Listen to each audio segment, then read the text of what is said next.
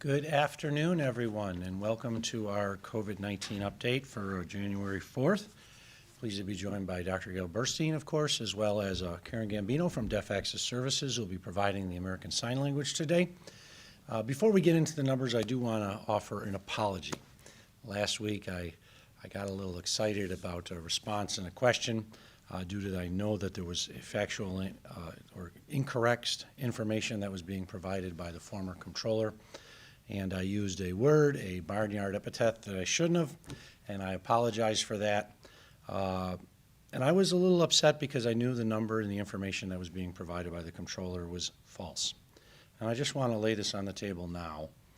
Dr. Burstein was not the highest paid employee by overtime in 2020 and 2021 combined. She was not. There was actually an employee in the sheriff's office who made more in overtime combined in 2020 and 2021 than Dr. Burstein did. The numbers that the controller provided were wrong. They were wildly wrong. And I want people to know this. Erie County is a very large organization that through the last 2 years has responded to a global pandemic as the chief responding entity on behalf of the people of Erie County. We're a $1.5 billion entity. That's billion, not million. It is not surprising for Erie County employees to accrue overtime because they have the right to accrue overtime, as all employees except for the elected officials are technically paid on an hourly rate. In fact, combined for 2020 and 2021, Erie County paid out more than $46 million in overtime across all the divisions, which includes the sheriff's office, it includes the departments that I oversee, including the Department of Health, it includes everything. And all of our employees are eligible for overtime except those that work as elected officials. They are not, because those are the only true salaried employees. And I'll be glad to get into this in further detail later. But when we talk about overtime, Dr. Burstein didn't even receive the most overtime that was paid by Erie County over the last 2 years. That was an employee in the sheriff's office. And when it comes to overtime, the sheriff's office employees are generally the ones that get the vast majority of overtime. So I'll go into that in a little greater detail afterwards. But I wanted to put that out there. First off, I want to apologize to the people of Erie County for using a swear word last week because I was hot. I try to keep cool in situations at all time, and I knew the information that was provided by the former controller was wrong. It was wrong. His numbers are wrong, and I'll go into a little greater detail on that later. But I did want to apologize, and I want the public to understand that the people of Erie County and our citizens of Erie County, that the people of Erie County government work hard and have worked very hard on behalf of you these past 2 years. And Dr. Burstein is the only doctor outside of the medical examiner's office, is the only doctor that we have during a global pandemic. And she has hundreds and hundreds of responsibilities beyond what we normally would deal with in a global pandemic, everything from lead prevention to issues associated with cancer screenings, STDs, you name it. And she's worked very hard. I know she's worked very hard because I'm the one, like others, who receives emails from her at 1, 2 o'clock in the morning with the latest information that we often don't get until late in the evening. So I want folks to understand that she has earned every penny, and she's entitled to every penny, as just are all the other employees, including the other ones, including a gentleman who made actually more money in overtime than she made over the last 2 years. The summary for January 2nd, we had 1,541 new cases on January 2nd. We are still waiting for confirmation of yesterday's, January 3rd's data.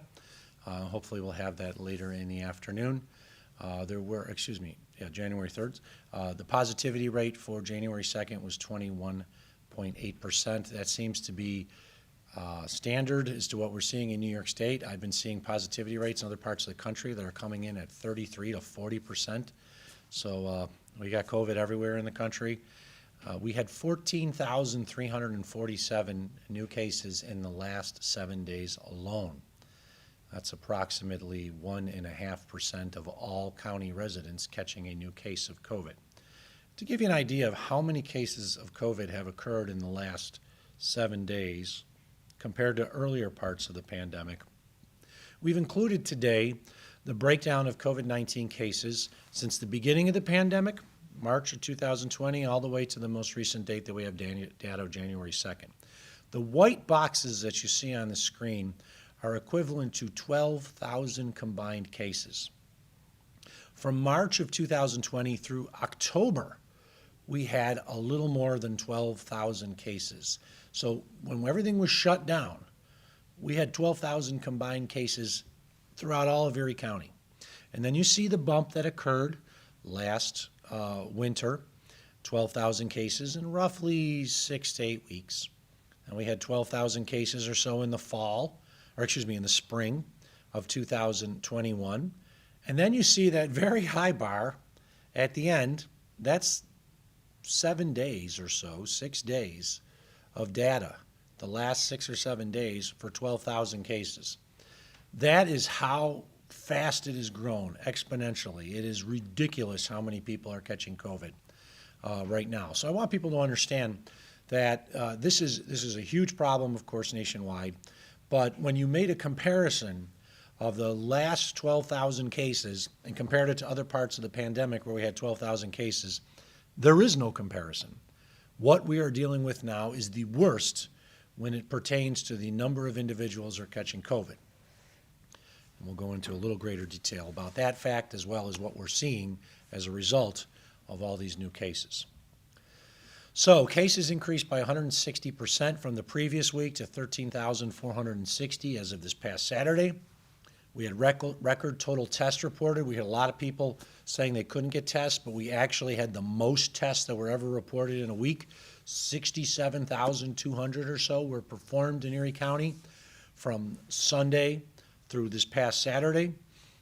20 to 39-year-olds are driving the surge. The age group accounted for 43% of all cases. And the 30 to 39-year-old age group had the highest 7-day case rate per 100,000 persons, basically 2,700 out of 100,000 persons, or 2.7%. Very high. And the weekly positivity rate increased to 20%, up from 10% the previous week.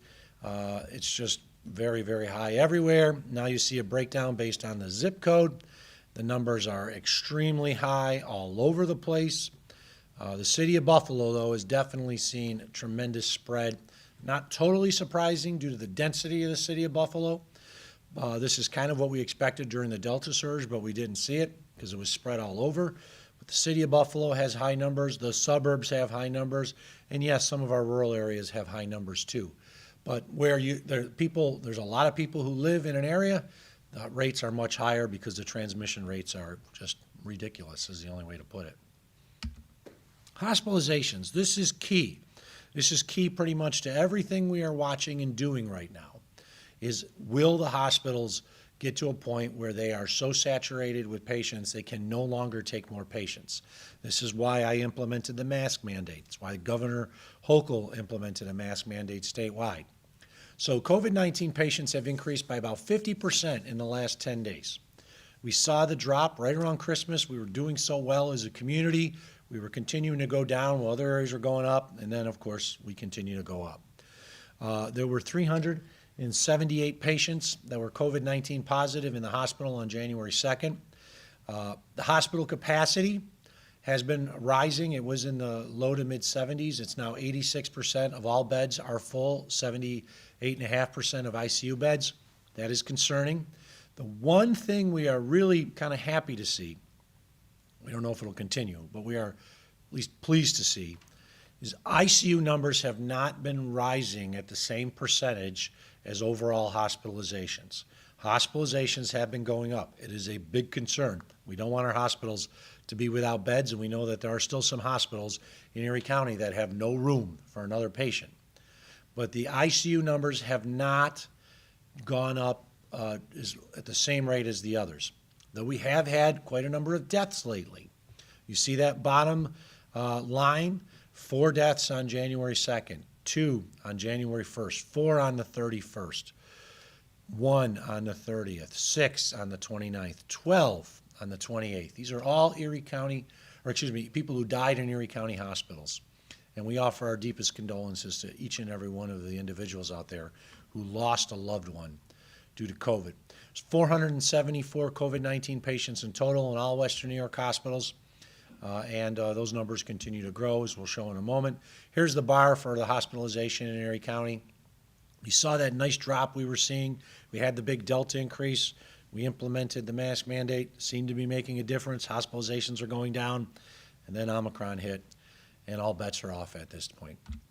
The hospitalization data for the Western New York region, same thing, nice little drop. Now we're starting to see an increase once again. Vaccinations through January 3rd, we have high rates with at least one dose, but remember, you got to have the full regimen of 2 doses, Pfizer, Moderna, and if it's been more than 6 months since you got your Pfizer, Moderna second dose, you got to get a booster. Good news is 404,823 booster doses have been administered in Western New York. It's good news. But we know there's more than 1 million people that live in Western New York. So we got to get that number up.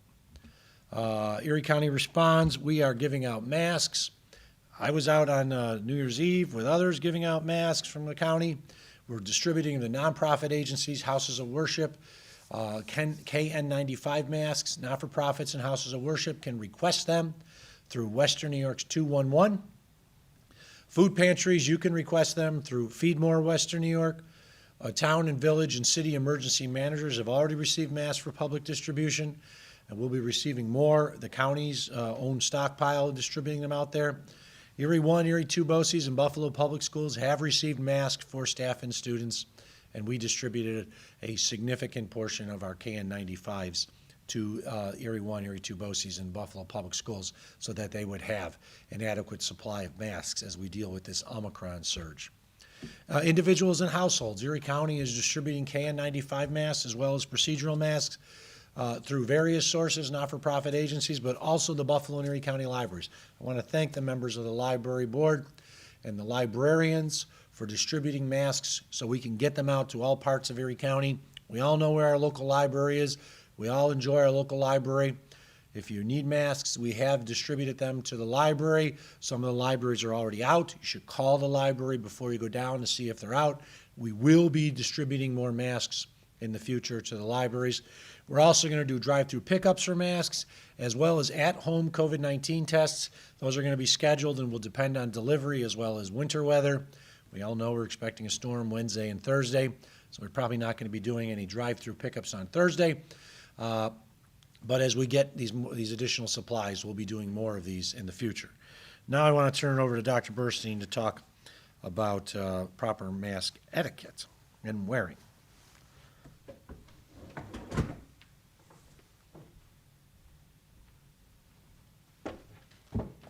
Thank you, and good afternoon. So I just want to talk just a little bit about some basic tenets with mask wearing, because mask wearing is so essential to prevent COVID-19 transmission, especially with the Omicron now.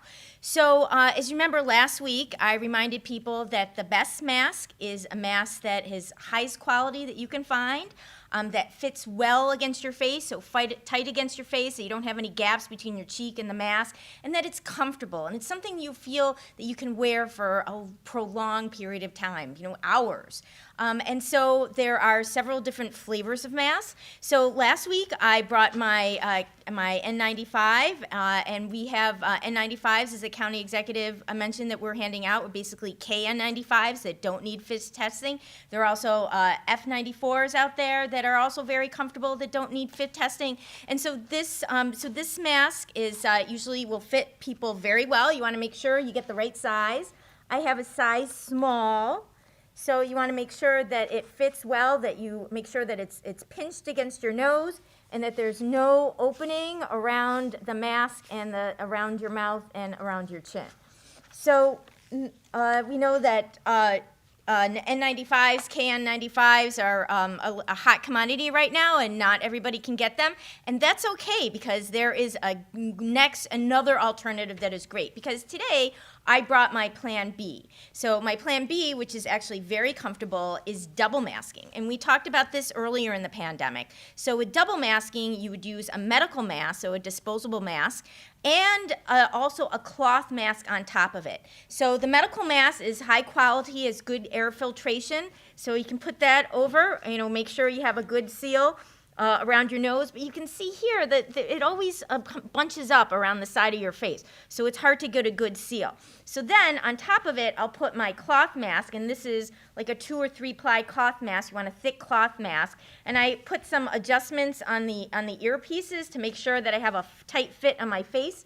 So I put that over my procedure mask, and now you can see that everything is pushed right against my face. There's no gaps, and I am fully protected. So these are both great options for using a mask and protecting yourself against COVID-19 transmission. So these are both good options. Remember, the best mask is the mask that fits you well and that you can wear for a prolonged period of time. Because if you have one of these fancy, say, N95 masks that's really uncomfortable to wear, you're not going to wear it and it's not going to protect you. And then one other thing with these KN95 masks, they're not a one and done. You can use them over and over again. Just make sure that they're not damaged and they're not wet, and then you can keep using them. So, we have to recycle, keep the planet green, and keep our N95, KN95 masks going. So just want to talk about another favorite subject of mine with the pandemic is the test to stay. So we yesterday we finished off putting together a protocol, a policy that we are going to share with all the schools tomorrow. And I want to thank some superintendents that gave us some great input into developing this policy. So I just want to emphasize that we did get input from a couple of community superintendents that represents different areas of the county, and so they really helped us make this a great policy. So tomorrow we're going to have a WEDEVX with all the schools and all the school superintendents and school principals, private, parochial, charter, public schools, and explain to everybody what they need to know to start Test to Stay. So we're going to talk about our goals are to keep kids in school. We all have the same goals, and we all hopefully will get the same way to get there. We're going to talk about the participation requirements in the program, and then I'll talk about how the schools can order test kits from us and how they can collect them, and so they can start their way on their Test to Stay program. So we based this protocol basically on the New York State Health Department Test to Stay guidance and our lessons learned from our Grand Island pilot experience, and again from input from a couple of superintendents that were really helpful in helping us craft this Test to Stay policy. So moving on to vaccination, that is also a very important intervention that we can do ourselves to make sure that we stay healthy through this pandemic. So at the county, we are trying to be very aggressive about making sure that everybody has access to COVID-19 vaccine. So we have our brick and mortar sites, but we also are traveling throughout the county to make sure that people in all different parts of the county have access to free vaccine. So we're offering Pfizer and Moderna for anybody age 5 and up. Throughout the county. On Mondays, we're in Amherst at the Adult Day Services. Tuesdays, we're in the city at the Delvin Grider Community Center. Wednesdays, we're in Orchard Park at Chestnut Ridge. Thursdays, we're at the Elma Meadows Park. And Fridays, we're back in Orchard Park at the Fire Company. Our hours of operation are between 11 a.m. and 7 p.m. We do encourage appointments. If you're going to walk in, best to walk in the last couple hours of the clinic, like sometime between 5 and 7, because we're not as busy and you won't have to wait so long. As I mentioned, we also have some brick and mortar vaccine sites. So we are at ECC South Monday through Fridays, so check our website for the hours of operation. We also are partnering with Buffalo Home Care at their 490 Delaware office in the city of Buffalo and their 5847 Transit Road office in East Amherst, where they are open from 9 a.m. to 8 p.m. So on your way home or after school, you can take your kids to get their vaccines. And then on the weekends, they're open from 9 to 5. Also, we are still offering our Vax visits, so if you choose to get a vaccine in the privacy and comfort of your own home, we are all about that. So all you have to do is call us at 716 858-2929. Give us some information, and Buffalo Home Care will contact you to just set up a time that is convenient for you to get yourself and anybody else in your household vaccinated. Remember our website if you want to look at where we are every single day of the week. It's at www.erie.gov/vax, V-A-X. If you want to see where other vaccines are located in the community, you can go to the government's website at vaccines.gov. Many pediatricians and adult healthcare providers, including UBMD, are offering the vaccine in their offices, and then we're also working closely with schools. We have a bunch of vaccine clinics scheduled for the month of January, both in Buffalo and at suburban schools. So check out our website. Also, we're excited that we have more people that can get the COVID-19 boosters soon. So I'm sure you all heard in the news that the FDA recently approved COVID-19 boosters for teenagers between the age of 12 and 15. So now so after the CDC meets about this in the next couple days at their ACIP meeting and provides recommendations about how to give these booster doses, everybody 12 and up will be eligible for a booster dose. So for those kids, that'll be what the FDA recommended was 5 months after their second dose of Pfizer. So we'll see what CDC comes up with, but we're really excited that we'll be able to give extra protection to our teenagers to protect against COVID-19 with a booster so they can stay in school. So as the county executive mentioned earlier in the hour, that we are seeing a lot of people who are turning COVID positive in the past couple weeks. So, and we know that because a lot of people are testing. So the demand for testing is hot. We know that a lot of people are interested in getting tested. We know that Omicron has very mild symptoms and can present like the cold. So we want to make sure that people have access to testing. So we're responding, and we are expanding our availability of testing. So starting this weekend, we are going to be offering weekend hours of testing. And then next week, we're going to be extending our hours of operation for the testing, and we're also going to be offering testing in multiple locations. So we want to meet your needs, and we want to make sure that every Erie County resident can get a test if we want to. There's a huge demand out there. We're not going to be able to meet it. There are lots of other testing locations in our community. There's also people who can go and to the pharmacy and buy home tests. So the important thing is to know your status. Even just little sniffles can be a COVID-19, and I'm sure everybody by now knows somebody who's tested positive in the past week or two. So it's really important that we know our status, because that's one of the ways we can stop the chain of transmission. So to get a test for Erie County residents, this is free. I know that some testing sites charge a lot of money, but this is free for Erie County residents. So all you have to do is call 716-858-2929, and we can schedule you for an appointment. So our public health lab is offering molecular diagnostic testing with a PCR or polymerase chain reaction. And we're actually not just offering one, but 3 tests in one. So we are testing for COVID-19 and influenza A and B and respiratory syncytial virus. And unfortunately, we already are seeing cases of influenza in our community. So important to get your flu vaccine too. So usually our turnaround time on the PCR tests, which are the most sensitive tests available, are between 1 to 3 days. We call all Erie County residents who have had a positive test from our public health lab, so that you make sure that you know what your status is. We are also offering rapid tests with our ID Nows that are also molecular diagnostic tests that you can get the results back in 15 minutes. So we are opening this up to any Erie County resident who has COVID-19 symptoms. So not just our K through 12 staff and students, because they have a lot of the rapid antigen tests in the schools. They can test themselves. So we want to open this up to the community so people with symptoms will hopefully know their status with a really good test and know if they have COVID-19. So please call us to make an appointment if you want to know your status.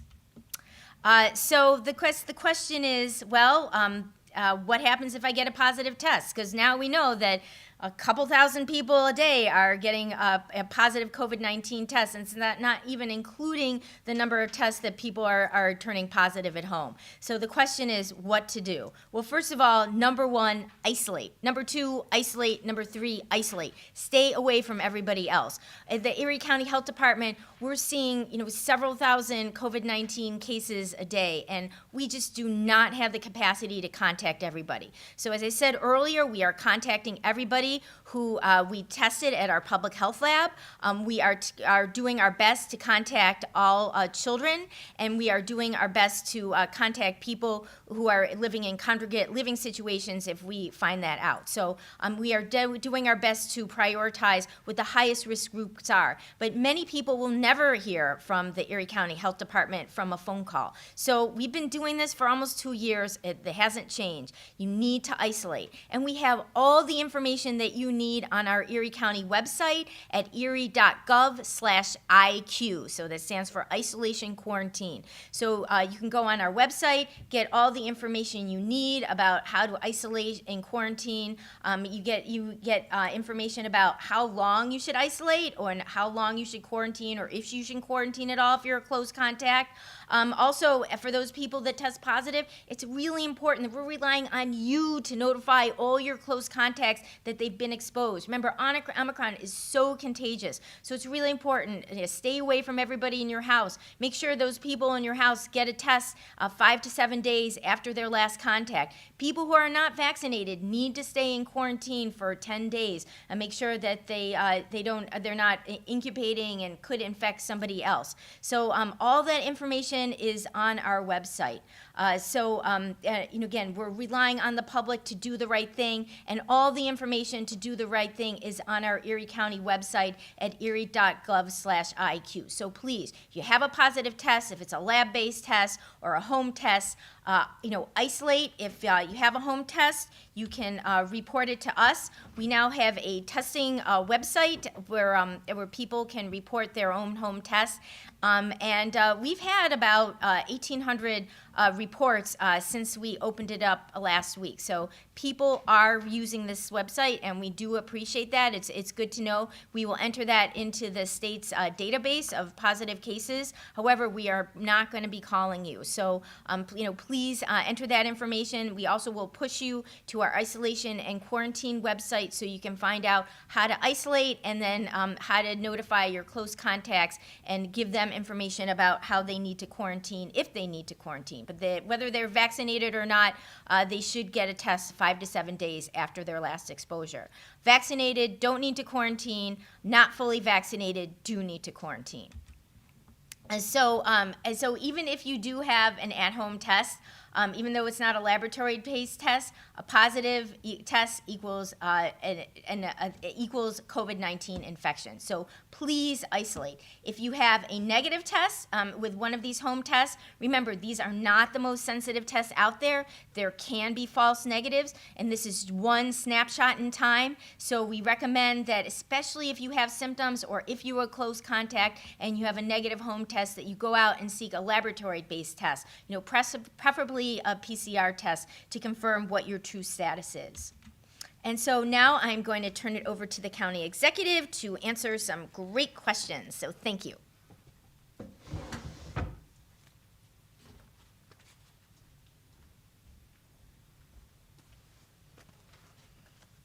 Thank you, Dr. Burstein. As we've noted, there's COVID everywhere in our county, our region, our country. The best thing that people can do is to be prepared by getting vaccinated and boosted. We do know that individuals can catch the illness regardless of whether being vaccinated or boosted, though they have either almost no case, they're asymptomatic, or a very, very mild case. We do see a significant portion of the people who are hospitalized being unvaccinated. It's generally around 70% of those that are in the ICU that are unvaccinated or on ventilators. So I think it's exceptionally important now, with so much transmission in our community, that people get out and get vaccinated if they haven't. And I do know, having seen the death reports of individuals in this community who are in the prime of their life who unfortunately died from COVID-19 because they were unvaccinated. With that, we'll open it up to questions. Let me start with Jeff Russo of Channel 7. afternoon, County Executive. Happy New Year. Happy New Year to you. If I could switch gears real quick away from COVID, I could take a breath from all of the data coming out today. The governor has their State of the State address tomorrow, and when it comes to the stadium talks for the Buffalo Bills, you had mentioned several weeks ago that your hope was to have a deal in place by the end of December. Can you update us where you believe talks are, and should we expect to hear an update from the governor tomorrow? I do not expect to hear an update from the governor tomorrow. There have been significant discussions over the last 2 weeks that I will not deny, but we are not imminent to a deal. I will say that. There have been some progress has been made, but we are not at a position where I think a deal is going to be announced anytime in the next few days. I know the governor has the State of the State address tomorrow. A lot of people were assuming the governor is going to announce it there, but I do not see that being the case because we don't have a deal. It's as simple as that. And when we have a deal, we'll together. Are you disappointed in that, County Executive? I'm sorry to interrupt you. I apologize. Just the delay there. Are you disappointed that there's not a deal in place already? No, I'm not disappointed. I think the idea is we got to get a deal done that's right for all. That benefits the community, that ensures the Buffalo Bills are the Buffalo Bills, but we're not, as I said, there's never going to be a blank check. And the dates are dates. If you remember back, and Jeff, you've been at Channel 7 for some time, when we did the 2013 lease, I actually announced early in my tenure in 2012 that I was hoping that we'd get a deal done by training camp. And of course, that's July. We didn't announce the deal until December, 5 months later. And then we didn't actually close the deal, have official deal until May of 2013. So, I mean, dates are goals, but they're not necessarily the be-all, end-all. The goal is to get a deal done, regardless of whether it was done at any particular date. And as I said, I'm never going to just roll over. There's no blank check on behalf of the county. And these are exceptionally complicated discussions. We're talking about construction of a new football stadium, a long-term lease, and everything that goes along with it. It is not like a lease for your house. So, no, I'm not disappointed. I think what we're doing right now is good work on all sides, and hopefully we will have a deal to announce, but I just don't see it being imminent based on where we are, and I do know where we are in the discussions. Channel 4, Chris Horvatis. Hi, Mark. I'm interested in learning more about the test and stay protocol that the county has come up with. I know that's being shared tomorrow with the superintendent, but since we won't have a chance to speak with you for another week, what can you or Dr. Burstein tell us about what is in that protocol and where these tests are coming from?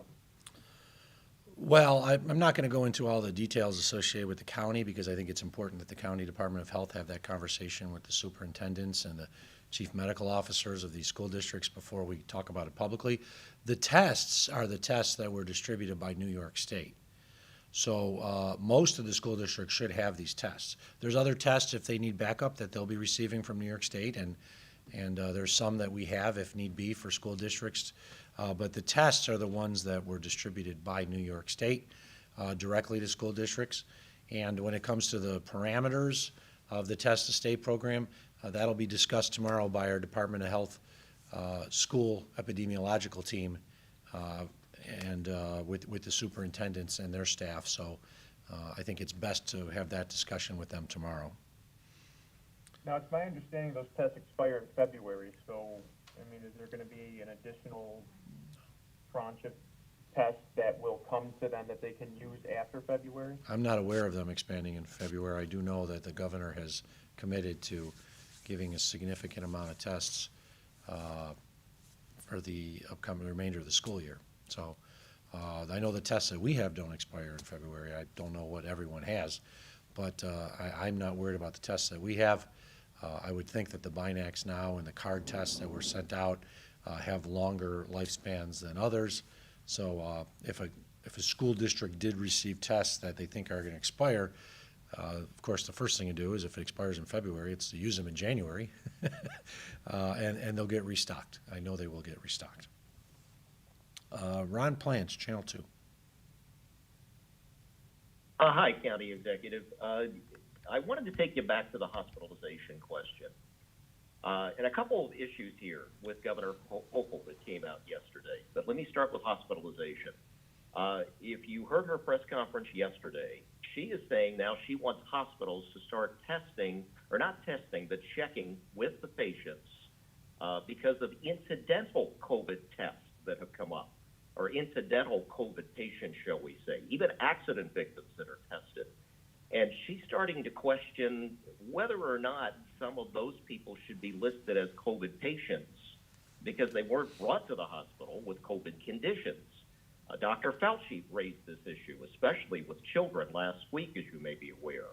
So would that cause you to rethink some of your strategies, because hospitalization has been a bit of a driver here? And are we perhaps getting patients that really maybe just adding on as opposed to strictly being COVID patients for the count? Well, we know the answer to that question, Erie County. It's approximately 90 to 92% of all COVID-19 patients actually are in hospital for COVID-19. There is a small portion of it, less than 10%, who may be going for a procedure or were in a car accident, had a broken leg, they test them, they find out they're COVID positive. But the vast majority, over 90% of those in the Erie County hospitals, and this is based on data that we've received back from the hospitals themselves, are in the hospital for COVID-19. I don't want people to think that the vast majority or even the majority of those that are in hospital with COVID-19 are there for something else. That is not the case. We know that in Erie County because we've been asking the hospitals for some time. We don't get the data on a daily basis. We actually have to make individualized queries with the hospitals, but based on the most recent information that we had from them, at least at the end of last week, it was over 90%. It was about 92% of the patients that were admitted and having COVID-19 were there because they were sick with COVID-19. They weren't there because they had a heart attack and were just determined afterwards to have been COVID-19 positive, even if they were asymptomatic. So it is something we're aware of. I can't speak for other parts of the country, but I do know here, especially because we have an older population, and we still have a significant portion of our population that's unvaccinated, that there are many, many people in hospitals, 374 as of the last day, they had COVID-19. And if it is over 90%, that means it's probably about 340 to 45 of those are in there for COVID-19. So we do know the answer to that question. We don't get it daily, but the vast, vast majority of people in hospital that are listed with COVID-19 are there because they are sick with a COVID-19 related complication. Can you clarify one last thing then, to the other question about quarantine? Because again, yes, the governor yesterday said there was some confusion there. She wanted to make sure it was correct, that if we're vaccinated, but if you are COVID positive, it's a 5-day period. I checked your website yesterday, and I'm not seeing any clarification on the vaccination. It just says 10 days. Can we clarify? Well, first off, you have to be an essential worker under the state's guidance that was issued on December 24th. Not just anyone, but an essential worker. You have to be vaccinated. You cannot be showing any symptoms. And you then, if you're an essential worker, could wearing a mask at work. You're required to wear a mask and you're required to isolate outside of work. The guidance is on New York State. We are expecting further guidance from New York State in the next couple of days with regards to this. We follow New York State's guidance. And as of right now, if you are not an essential worker, if you are not asymptomatic, if you have symptoms, you've got to quarantine for the full 10-day period. But the biggest one is if you're unvaccinated, you must quarantine for the full 10-day period, which means if you're an employer, you get sick, your employer can ask to see your proof that you are vaccinated so that you can return after day 5. And if you refuse to provide the evidence that you are in fact vaccinated, the employer can say, no, you have to stay home and you have to quarantine for another 5 days. So there's a lot more to it than has been described. And as I said, we are expecting some further guidance from New York State in the next couple of days with regards to a number of matters. But the guidance was issued on December 24th. And as a result, there's a good portion of our population that still have to quarantine for 10 days. And we think that's important, that people don't automatically assume, and I think it's important that the media understands that too, that the qualifiers are such that a good portion of our population do not qualify for return to work after 5 days because, one, they may be unvaccinated, two, they may not be an essential worker, three, they may still have symptoms. And so it is very complicated. I will not deny that. But we are also waiting for additional guidance that we're expecting from New York State in the next couple of days, and we'll update based on that new guidance. Restaurant workers? I would, Restaurant- Ron, you had your couple questions. I got to move on. But I would suggest that you go through the New York State guidance, which is available online. It was issued on December 24th. If you just repeat that information there, that's what's in effect in Erie County as well as all the other counties in New York State. Brianne Rogier of Spectrum News.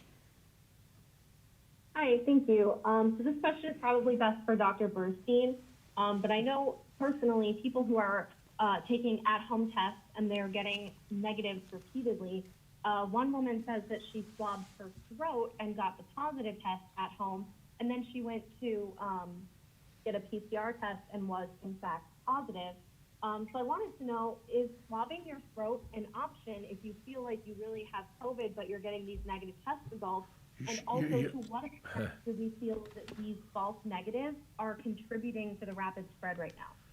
Well, I'll answer the one portion. You should never do something different than what the instructions of the test say.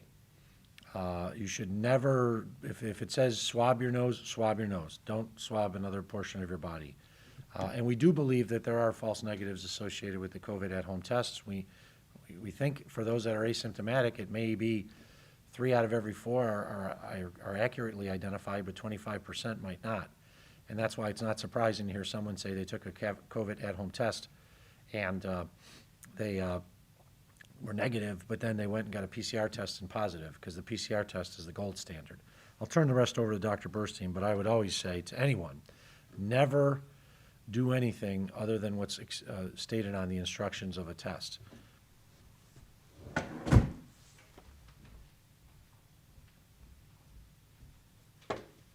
Thank you. So I want to emphasize what the county executive said. So yeah, it should always follow the directions of these tests. These tests have been scrutinized by the FDA, and the companies have presented data about how they perform if by the instructions that are listed in the test. So if you swab a different part of your body than the instructions, we don't know how that test will perform. You'll be doing an experiment on yourself. So you really have to follow the instructions that were approved by the FDA. And as the county executive said, I completely agree that we know that there are plenty of false negatives with these at-home rapid tests. They're antigen tests. They're not looking for DNA or RNA. They're looking for proteins, and you need a much higher level of virus to be able to be picked up by these home tests. Another problem is that people may not be using the home tests properly, like swabbing the throat instead of swabbing the nose as it's instructed. So we can't really control with about how if people are using the test properly, if there's the correct environment, if the tests were stored properly, and if it was too hot or too cold. So there is a risk of false results using an at-home test. However, it is a tool that we have, and it does give people another opportunity to know their status. But again, if it's negative, and especially if you are if you have risk factors that could make you sick, like you're not immunized, or if you are a close contact, you were exposed,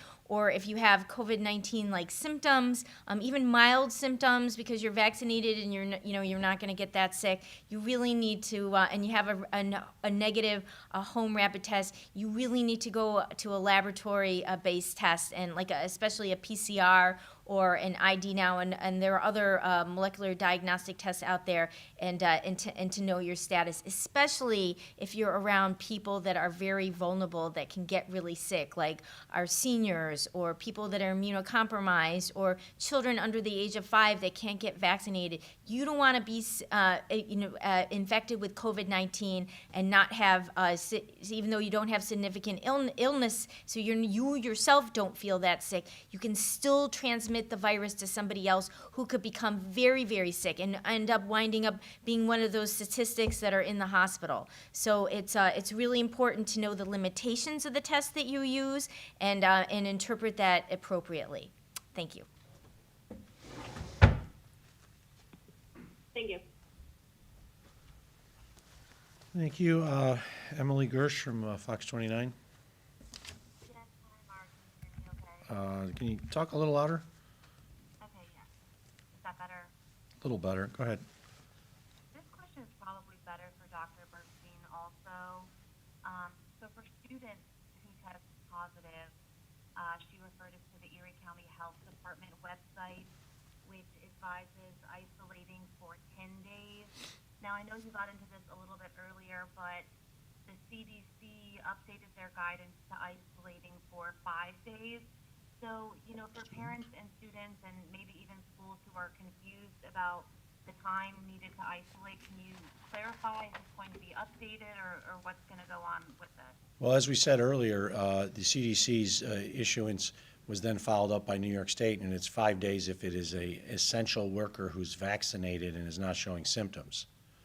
So that is the standard that is followed in New York State. New York State Health Department, New York State Education Department sets the standard for that, not actually the counties. And it's my understanding it is still 10 days for essential workers, 5 days for essential workers who are vaccinated or don't have symptoms. Everyone else, and I guess a student wouldn't be considered an essential worker, would be on the 10-day protocol. Though, of course, if they're vaccinated and they are just been exposed, they can go to school. But if they're actual positive, they have to quarantine and isolate for the 10-day period. And Dr. Burstein's giving me the correct head nod. Okay, thank you. Sandra Tan, Buffalo News. Hi, thank you. A couple of questions. One, in regard to test to stay, I know that you are waiting to talk with school officials tomorrow, but at the very least, in light of the fact that you've introduced this, could you tell us, are all schools and school districts going to be eligible to participate in the test to stay program if they wish, and how soon could that begin? Separately, in regard to the health commissioner's overtime, when the county comptroller originally put out their report, we did reach out to your office and to the budget office to get clarification regarding the discrepancies between the comptroller's report and what else we've been hearing from your office. We were trying to resolve that issue, and we received no response. So we would like to follow up with folks in your finance department regarding this discrepancy. And I also didn't know if you had any comments or thoughts in regard to folks. I believe Grand Island was the latest requesting that this overtime pay be returned to taxpayers. First off, I'm not going to talk about what the towns do. They have no say in the matter. Like, we don't tell them how to collect their garbage. They shouldn't be here questioning issues associated with the county. On the overtime, as we said, it's actually a very, very complicated process. We do believe the comptroller properly included fringe benefit amounts attributable to the doctor in the report that he issued. We don't know for certain because he was wildly off. He was off by, appears, the number that the doctor received over 2 years and what he originally described by some $90,000. But we think he actually may have included the fringe benefit amount that the doctor receives as overtime that was paid, which of course you don't get paid overtime. It's a fringe benefit for your health insurance or the pension payment. I can state, and we'll go in this detail, it's really complicated, but $46,381,084.34 was paid in overtime to all county employees over the last 2 years. $21,154,966.02 in 2020. Wait for Karen to catch up. $25,227,118.32 in 21. That is through the final pay period, which was, I believe, December 24th. A lot of people have been, and I shouldn't say a lot of people, one person has been critical, but he doesn't talk about all the other overtime that's accrued by Erie County employees. In fact, the top 15 employees for overtime accrued over the last 2 years was $2.5 million approximately was accrued. One of them was Dr. Burst, and the other 14 members were members of the sheriff's office. This was a political hit job. It's as simple as that. And we'll be glad to share all the data now that we have it. It's actually 4 different spreadsheets looking at how the overtime is paid out because of how it's allocated in our finance system. But the highest paid employee over the last 2 years received $312,283.25 in overtime, and that was not Dr. Burstein. It was actually significantly more than Dr. Burstein's. Dr. Burstein earned most of her overtime in the first 3 to 4 months of the pandemic when we were in a complete shutdown. And she was here every day like I was here every day, working 14, 15, 16 hours, coordinating with the hospitals, coordinating with everyone. So I got hot last week because I knew the information that the comptroller provided was wrong. And it was being taken as if it was the truth, and it's not the truth. We have the information. We'll share you the full data, Sandra. You can take a look at it. It is not something that someone can just immediately respond to because it is very complicated. I think there's over 2,500 lines in each one of the reports for every employee based on their pay periods. But it's quite clear that I want people to understand that Erie County has always paid overtime to its employees except its elected officials during these situations. And it's just one person is being attacked, and I believe she was attacked for political purposes by the comptroller to make me look bad, to make her look bad, but even people who made more money than her weren't mentioned at all by the comptroller because he didn't want to do that because, of course, he wasn't going to criticize someone else, but he was going to criticize her. So I think everyone needs to understand that what was issued by him you got to take with a grain of salt, and maybe a grain of salt is even too much because it wasn't accurate, it was wrong, and we'll give you the accurate information. It's a lot. But $46,381,084.34 was the full amount. I'll turn it over to Dr. Burstein to answer the rest of the question regarding, I think it was test to stay.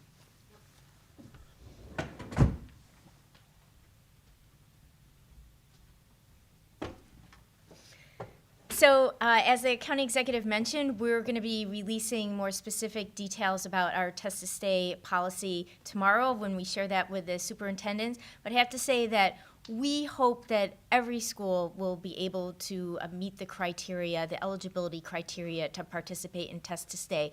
We want schools to participate. We want to make sure that they do it right. We want to make sure that they have a good, solid plan for testing and that they have what they need just in terms of training and licensure and staffing to be in place to be able to do this test to stay program properly, so we get good results and that students who are sick are identified and students that are not sick are able to stay in school. So I hope that every school will be able to meet the criteria to be eligible. There are criteria, although they are not difficult, and I think any school can become eligible. It's not difficult for our criteria are not going to be difficult to achieve. So we're hoping that every school will be able to participate in test to stay. That is our goal. Thanks. And can you say how soon maybe it could work? How soon? Sorry. How soon people can participate in this program? Well, we are going to announce what the criteria are and the policy is tomorrow with the schools, and they have to put together a plan. And as soon as they have a plan in place, they can let us know, and they can collect the tests, and they can start testing. They can start the program. So it's the ball will be in their court after tomorrow.